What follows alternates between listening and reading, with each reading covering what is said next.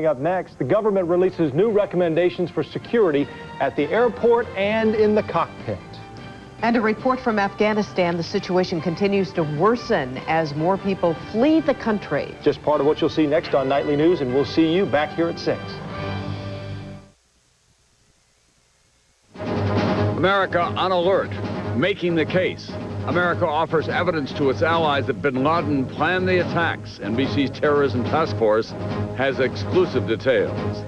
Deep inside Afghanistan, we'll take you to the ruined airfield that could be crucial to hunting down bin Laden. In depth, safety check, more flights, more passengers, and now new plans to make the skies safer. Will they work? Jumpstart. The Fed slashes interest rates again, the lowest in 40 years. Can it stop the recession? And to the rescue. Take a special flight tonight with the elite forces American troops count on when they're trapped behind enemy lines. From NBC News World Headquarters in New York, this is NBC Nightly News with Tom Brokaw. Good evening. Tonight, it does appear the clock now is ticking much more quickly towards some kind of military action against Osama bin Laden and/or the Taliban regime that is protecting him in Afghanistan. America's NATO allies are standing solidly with the United States following a briefing by a high-level administration official. That's just one of several major developments tonight pointing to action of some kind before too long. We'll begin with NBC's Chief Foreign Affairs Correspondent Andrea Mitchell and the NATO developments. Andrea? Tom, although the U.S. case is largely circumstantial, to the NATO allies it was very persuasive. The State Department's anti-terrorism coordinator, Frank Taylor, brings a classified dossier to NATO headquarters in Brussels, connecting bin Laden and his al-Qaeda network to the attacks on New York and Washington at a secret briefing. The facts are clear and compelling. The information presented points conclusively to an al-Qaeda role in the 11th of September attacks. What is the evidence? Diplomatic sources tell NBC News repeated contacts in London, Germany, and the Middle East between the hijackers and bin Laden agents. Two of the hijackers, Khalid al-Midahar and Nawaf al-Hazmi, caught on video in Malaysia a year and a half ago, talking to a bin Laden operative later involved in the bombing of the USS Cole. Money transfers from hijack leader Mohammed Atta and two other hijackers to a suspected bin Laden paymaster, Mustafa Ahmad, 3 days before the suicide flights. On September 11th, Ahmad disappears into Pakistan, believed headed for Afghanistan. More evidence just before the attack, bin Laden's training camps empty. And as NBC News first reported, bin Laden tells his mother, then in Syria visiting relatives, that something big is going to happen and he will be out of touch for a while. The secret evidence also cabled to U.S. embassies today for briefings in key countries, including Pakistan. But in Pakistan, where anti-American protesters today burn an effigy of President Bush, a top Taliban official says they still want proof. We need to the evidence. We need to the proof. But with today's decision, NATO is already planning for war, if necessary, using U.S. and British forces. 20,000 British troops, including Gurkhas from Nepal, now on previously scheduled exercises in Oman. NATO officials are now discussing the next steps, including which countries will grant overflight rights to British and U.S. warplanes, and which countries will send soldiers to the Balkans to replace American troops redeployed to the Persian Gulf. Tom? Thanks very much, NBC's Andrea Mitchell tonight. Adding to the increased sense of urgency is the news that Defense Secretary Donald Rumsfeld leaves for the Middle East tonight to brief friendly nations on the broad outlines of the U.S. war plans. And at the White House today, President Bush again toughened his rhetoric when talking about Taliban demands. NBC's David Gregory back at his post at the White House now. David? Tom, while the president has shied away from calling for the Taliban's overthrow, today he left little doubt that time is running out for that regime, as his defense secretary makes a trip that could be a final step before war. In the Oval Office this morning, the president turned up the pressure on the Taliban, demanding that the Afghan rulers turn over Osama bin Laden and destroy his al-Qaeda terror network. They must do so, otherwise there will be a consequence. There's no negotiations. There's no calendar. We'll act on our time, the president declared today, a sign of patience, indicating the administration has more work to do before a military strike can be launched. Senior officials say Secretary Rumsfeld's trip to Saudi Arabia, Oman, Egypt, and Uzbekistan amounts to a crucial round of coalition building, an attempt to seal the deal in the area where U.S. forces will stage an attack. A trip that similar sources say to then Defense Secretary Cheney's trip to the Gulf before the start of Desert Storm. One specific goal, say sources, negotiate access to Uzbekistan on Afghanistan's northern border for possible use by U.S. forces. Given their geography and their situation, that having a face-to-face meeting with the leadership there would be a useful thing. And today, as British Prime Minister Blair signaled the end is near for the Taliban regime, administration officials dismissed demands from Afghanistan's rulers who complain the U.S. is unjustly withholding the evidence implicating Osama bin Laden. And tonight, senior administration officials make clear that military action will come, quote, at various stages and times, as soon as the president is convinced all the pieces are in place. Tom? NBC's David Gregory tonight. Thanks very much. As we told you, one of the more heartening developments for the White House today was the speech by British Prime Minister Tony Blair. Before his ruling Labour Party, he delivered a very blunt message to the Taliban and pledged unwavering support to the U.S. Prime Minister Tony Blair tonight, in his own words. It was a tragedy, an act of evil, and from this nation goes our deepest sympathy and prayers for the victims and our profound solidarity with the American people. We were with you at the first, we will stay with you to the last. Just 2 weeks ago in New York, after the church service, I met some of the families of the British victims who felt the longing and the sadness. And then a middle-aged mother looks you in the eyes and tells you that her only son has died and asks you why. And I tell you, you do not feel like the most powerful man in the country at times like that. Because there is no answer. So what do we do? Don't overreact, some say.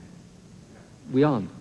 We will do all we humanly can to avoid civilian casualties, but understand what we are dealing with. Listen to the calls of those passengers on the planes. Think of the children on them told they were going to die.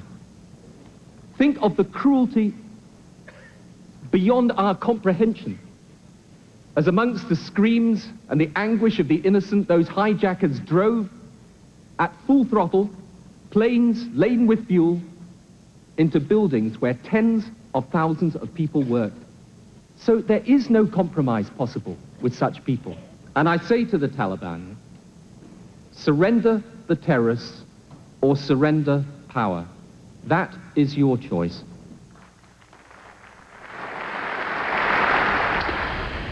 British Prime Minister Tony Blair tonight in his own words. And now to Afghanistan, a country in even greater turmoil tonight as a massive refugee exodus continues, as the Taliban remains defiant, as an anti-Taliban alliance in the north prepares for what could be the climactic battle in its long war.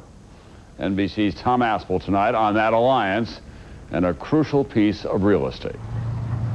At the southern end of the Panjshir Valley, Bagram Air Base, built by the Russians to guard the northern approaches to the Afghan capital, Kabul, 20 miles away. Its buildings are in ruins, its radar destroyed, wrecked fighter jets litter its aprons. But Bagram's runway, the longest in the country, only lightly damaged and easily repaired. It would be an ideal base for air operations hunting Osama bin Laden. Northern Alliance soldiers control 3/4 of Bagram. They're confident they can push back the Taliban 10 miles out of artillery range. They're on the southern end. With coordinated help, we can clean them up and make the airbase operational, says General Babajan, the Northern Alliance commander. Babajan's men, many carrying weapons made before they were born, have been fighting the Taliban here for 5 years. They know every inch of Bagram's ground. Now, with the promise of American funds allocated by President Bush for the fight against the Taliban, they're ready for all-out war. The U.S. wants Osama bin Laden, The Northern Alliance wants all of Afghanistan. Today, the alliance carefully repairs tank engines. 75 T-62 and T-55 battle tanks have been put back into service against the Taliban. But they really want helicopters and more modern weapons. The right equipment to make their war more mobile. There are reports from Kabul tonight that many Taliban fighters are unhappy with Arab soldiers in their ranks. They fear they could be targeted in reprisal if the U.S. attacks. Tom? NBC's Tom Aspel in Afghanistan tonight. On the investigation front tonight, some startling new details about a possible plot by bin Laden associates to bomb the U.S. Embassy in Paris.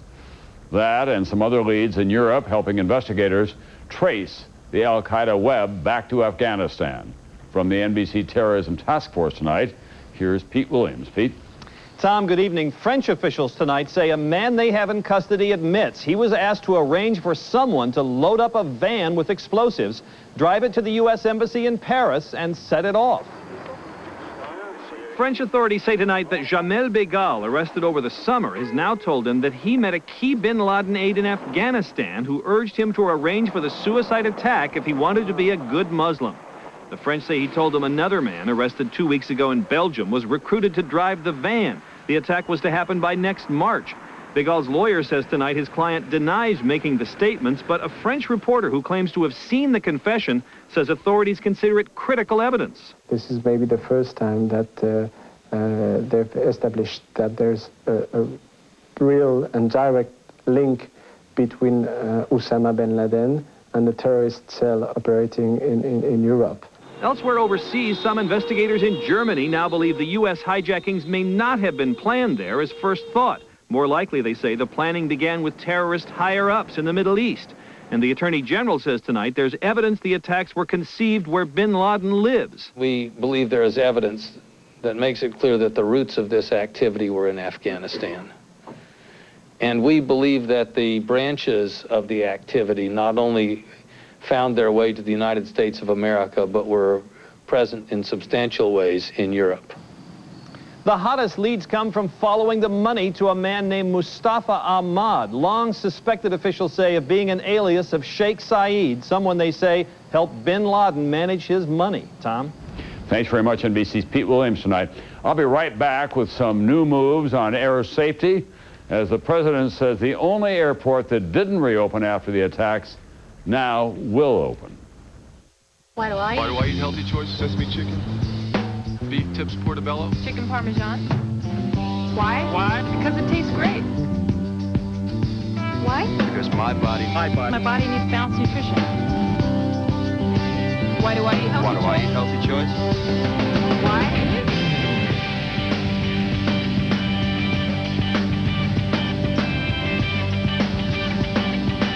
That's why. That's why. That's why.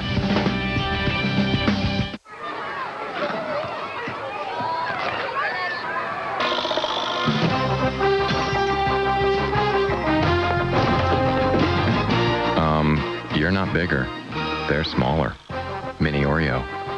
No can, no fork, no grill. It's the easiest way to a juicy grilled meal your cat can't resist. New from Whiskas. I do enjoy the pleasures of the grill. Yeah, I can see that. Whiskas, what cats want. I can eat corn on the cob, and I can eat the apples, as long as I've got super polygrip on these dentures. I know that it works. I mean, it holds my teeth in place. Using the super polygrip, I can continue auctioneering. Bid 35 and now bid 40, now 5, 45 and now bid. Gotta go right now. Gotta go. Gotta go right now. Gotta go. I have to go now. If an overactive bladder makes you go and go and go, go to your doctor and ask about Detrol LA. Gotta go.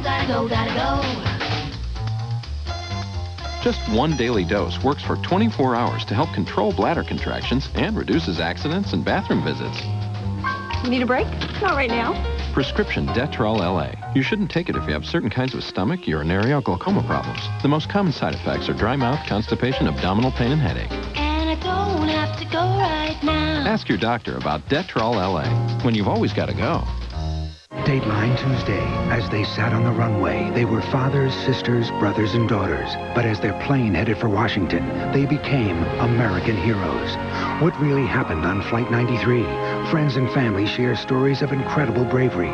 The heroes of Flight 93. A special hour Dateline tonight on NBC. NBC News in depth tonight. Air travel exactly 3 weeks after the attacks. More travelers are returning to the skies, but things are certainly far from business as usual. Since the attack, the U.S. airline industry has lost more than $4.7 billion. Today, new government recommendations for security at the airport and in the cockpit.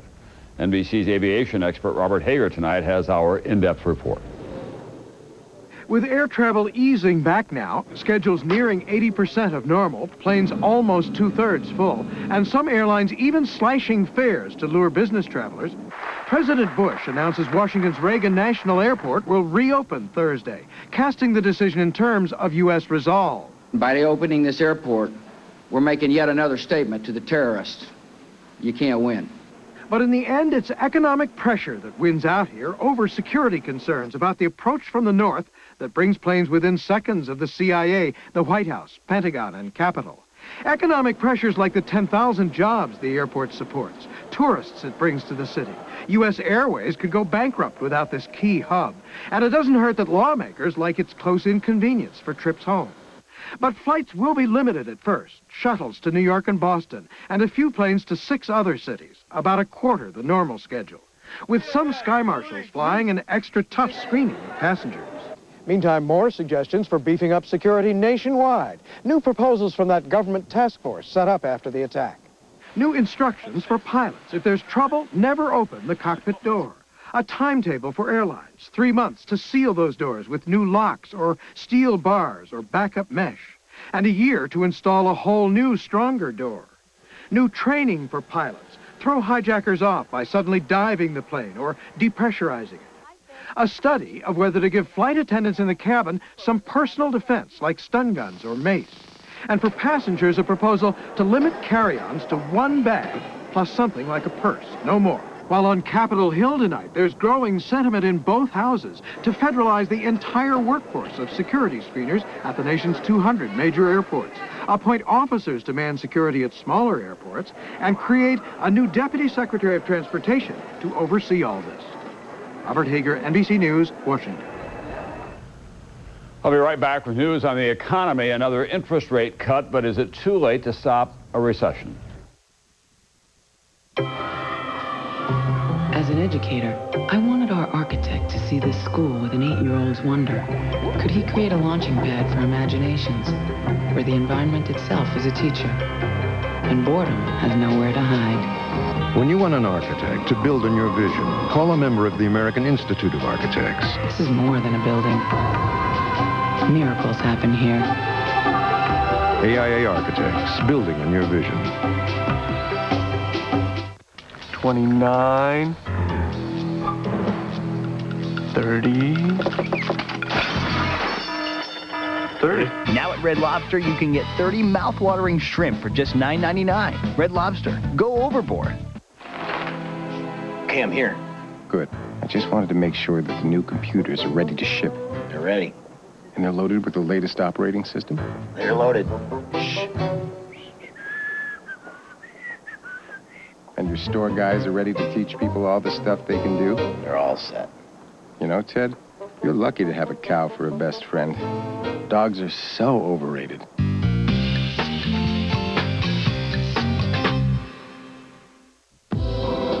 This scene was filmed using an extraordinary lip color, Max Factor's Lipfinity. A new, long-lasting system with permatone. First paint, then polish. While most lipsticks melt away, Lipfinity is semi-permanent. It lasts and lasts through almost anything. After 8 hours of filming, I can vouch for that. New Lipfinity from Max Factor, the makeup of makeup artists. Do you love corn on the cob just dripping with butter? Then you're gonna love this. Orville Redenbacher's Corn on the Cob Gourmet Microwave Popping Corn. It's an irresistible way to kick back, relax, and get Orvilleized. Want to try that triple Lux? What the heck? I got supplemental insurance. What's that? A Lutz? No, that something insurance.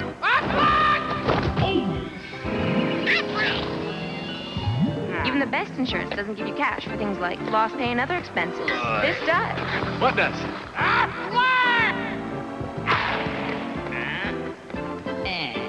Aflac. Ask about it at work.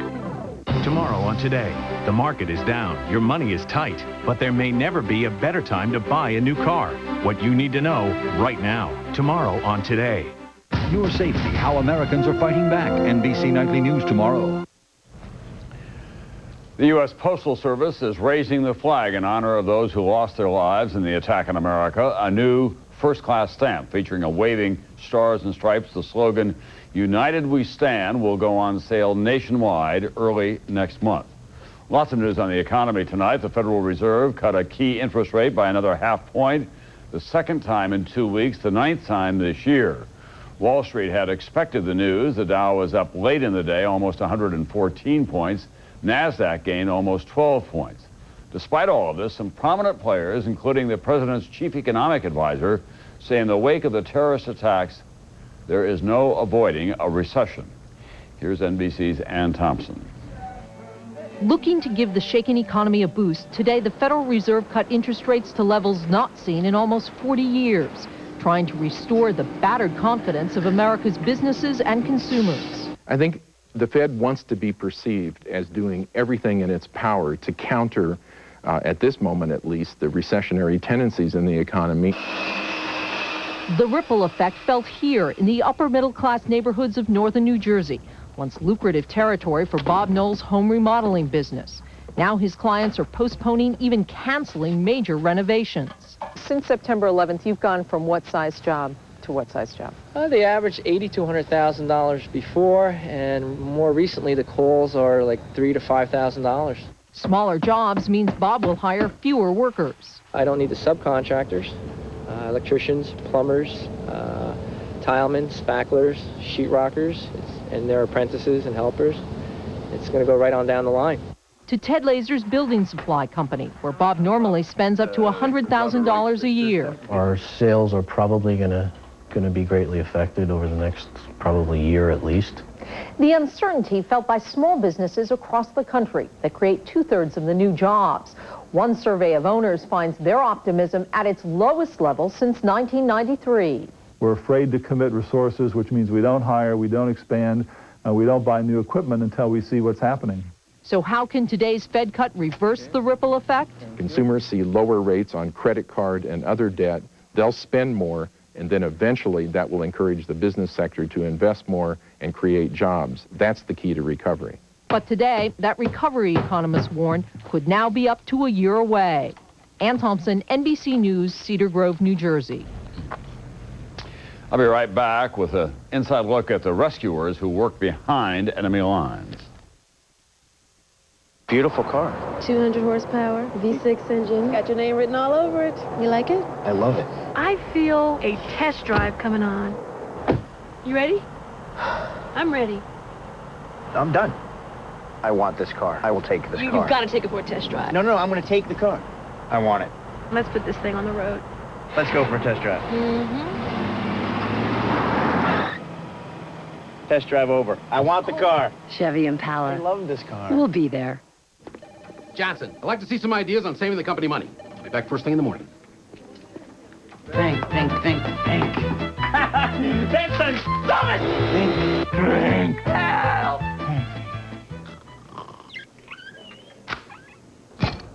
Well, Johnson, Staples. That'll save us a lot of money. You are a genius. Get extra savings for your business all this month at Staples. Morning, guys. Hi. Hey, morning. Like to see how your cereals stack up the total? Sure. To get the iron in 1 bowl of total, you'll have to eat 2 bowls of cornflakes. For folic acid, try 4 bowls. And a really big spoon. Want zinc? 10 bowls for you. What's so funny? Nothing. Nice bowls. Total has 100% of 11 vitamins and minerals in just 1 bowl. We'll take the total, sir. Give Junior the check. What? Total, 1 bowl, 100%. Look for savings on Total in Sunday's paper. New at 6. It's not something you see every day. Cows on a carousel milking machine. And this state-of-the-art farm is producing more than just crops and dairy products. We'll take you inside the high-tech corporation and show you why it has the support of environmentalists. Tonight at 6 on News Channel 8, where the news comes first. There are a lot of special reasons why today is the best day to buy a Schuler home. If you act now, Schuler Homes has some extra special incentives to help in your closing costs. If you act now, Schuler Homes can have you in the home of your dreams in Westridge or Mount Scott Creek by the holidays. Act now, and Schuler Homes has homes ready for move-in right away with their quick closing program. Oh, and Schuler Homes knows you have your own special reasons.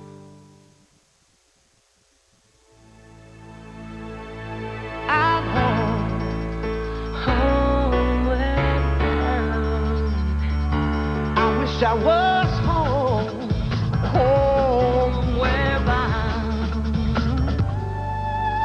Home, when my thoughts escaping home. With MSN, there's no better way to manage your finances, talk to your friends, enjoy your music, even shop right from your homepage.